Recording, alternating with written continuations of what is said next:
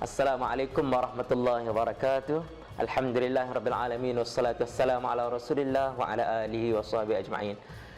Puji dan syukur kepada Allah SWT. Alhamdulillah kita diberi peluang untuk bertemu pada sesi kali ini ya. Dan hari ini insya-Allah saya diberi peluang untuk bercakap dalam ruang dan peluang yang ada ini untuk bercerita sedikit tentang Ramadan. Dan biasa sangat kan kalau kita dengar di mana-mana sesi kuliah atau tazkirah disampaikan oleh para alim ulama, para ustaz, para guru, kita selalu diperdengarkan dengan ayat Al-Quran ini daripada surah Al-Baqarah ayat yang 183. A'udzubillahi minasyaitonirrajim. Ya ayyuhalladzina amanu kutiba alaikumussyam kama kutiba alal ladzina min qablikum la'allakum tattaqun. Ayat ini menceritakan kepada kita diwajibkan puasa kepada semua umat Islam seperti mana diwajibkan kepada umat-umat yang terdahulu. Apa yang paling penting? Apa yang paling penting hari ini saya nak menceritakan kenapa Ramadan ini diwajibkan kepada kita sebulan penuh.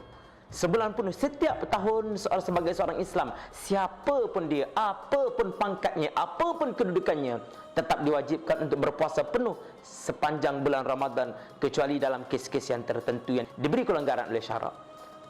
Sahabat-sahabat, tuan-tuan yang dirahmati Allah, apa yang saya nak tekankan di sini melalui Ramadan, sebenarnya Allah nak didik kita supaya menjadi umat Islam yang kuat, umat Islam yang hebat. Kerana dengan Ramadan itu sendiri sebagai satu bulan latihan, sepanjang satu bulan untuk bina diri kita supaya kita jadi umat Islam yang kuat, umat Islam yang hebat. Ingat, Nabi pernah berpesan daripada satu hadis Nabi yang diriwayatkan oleh Imam Muslim, al-mu'minul qawiyyu khairun wa ahabbun ila Allah minal mu'minud dha'if. Ingat ya, Nabi pesan orang beriman yang kuat jauh lebih baik berbanding daripada orang yang beriman tetapi lemah. Allah nak kita jadi umat yang kuat. Allah nak kita jadi umat yang memimpin dunia, bukan umat yang dipimpin. Jadi Ramadan, setiap hari kita berpuasa lebih daripada 12 jam sehari. Semata-mata Allah nak didik kita supaya kita kuat. Kuat mental kita, kuat fizikal kita. Kita mampu untuk tak makan dan minum sepanjang lebih daripada 12 jam setiap hari. Bermakna kita kuat. Ambil semangat kekuatan tersebut supaya kita jadi umat Islam yang hebat, supaya kita jadi umat Islam yang kuat, supaya kita boleh satu hari nanti kembalikan kegemilangan Islam yang pernah kita catat satu ketika dulu. Allah berfirman dalam surah Ar-Ra'd ayat yang ke-11, innallaha la yughayyiru ma biqaumin hatta yughayyiru ma bi anfusihim. Allah tak akan mengubah nasib sesuatu kaum sehingga ia mengubah dirinya sendiri. Allah tak akan ubah nasib kita kecuali kita berusaha untuk mengubah nasib kita. Ambil semangat Ramadan 30 hari setiap tahun atau 29 hari setiap tahun. Allah wajibkan kita berpuasa. Ambil semangat tersebut. Ambil semangat tersebut supaya kita terus menjadi umat yang kuat, supaya terus kita menjadi umat yang hebat, supaya kita terus umat yang beridentiti dan berintegriti, supaya kita jadi umat yang menjadi contoh kepada orang lain. Bina kekuatan fikiran kita, bina kekuatan minda kita, bina kekuatan fizikal kita, bina kesatuan kita, dan akhirnya insya-Allah kita akan mampu untuk menjadi satu umat yang terbaik, satu umat yang kuat, satu umat yang hebat. Tuan-tuan, saudara-saudari yang dirahmati Allah Subhanahu Wa Taala, Ramadan, teringat saya lagu Hijaz.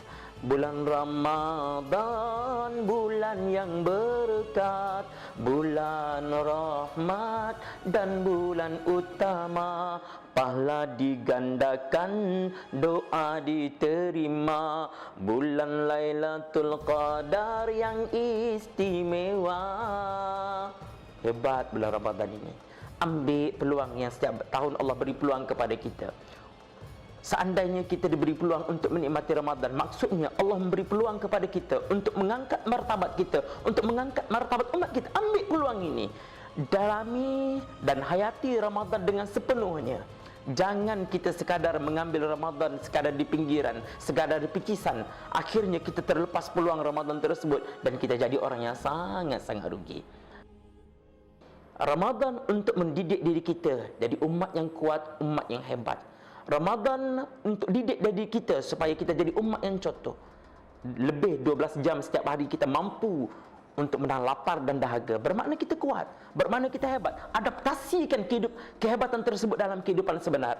Kalau andai kita sebagai seorang pelajar susah sikit-sikit semasa belajar, biasalah.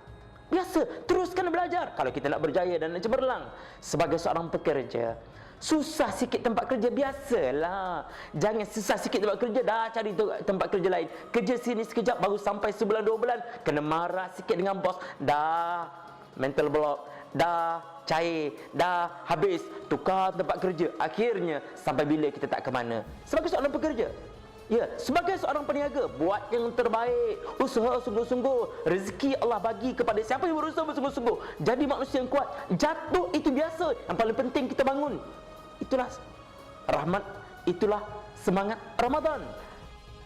Sebagai seorang manusia, sebagai seorang individu, kita bina diri kita sendiri.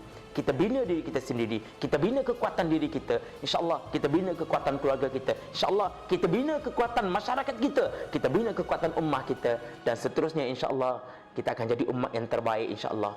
Kuntum khaira ummatin ukhrijat lin-nas ta'muruna bil ma'ruf wa tanhauna 'anil munkar. We are the best of ummah, Allah bagi tahu. Kita adalah ummah yang terbaik.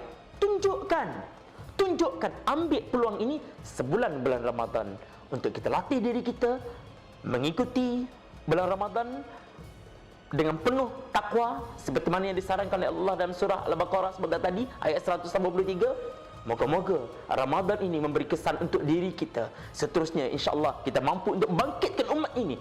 Satu hari nanti kita kembali menjadi ummah yang terbaik seperti mana yang dijanjikan oleh Allah Subhanahu Wa Taala. Jumpa lagi dari masa dan ketika insya-Allah. Ramadan bulan berkat, Ramadan bulan rahmat. Assalamualaikum warahmatullahi wabarakatuh.